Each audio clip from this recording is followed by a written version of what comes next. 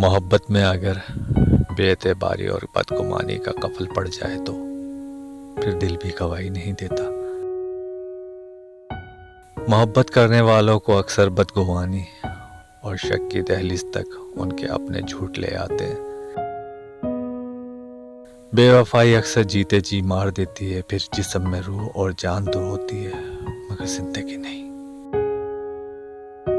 کسی کی ناراضگی کا بار اٹھا کر نہ سویا جا سکتا ہے، نہ جاگا جا سکتا ہے اور نہ ہی جیا جا سکتا ہے۔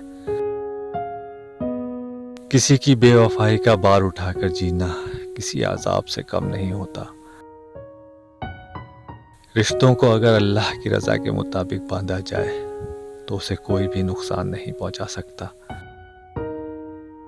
جس سے ہم محبت کرتے ہیں اگر اس پر سے ہمارا اعتبار و اعتماد ڈگمگا جائے تو ایسا لگتا ہے کہ جیسے انگاروں پہ پاؤں پڑ گئے۔ محبت میں جھوٹ، دھوکہ، فریب اور مجبوری کی گنجائش نہیں ہوتی۔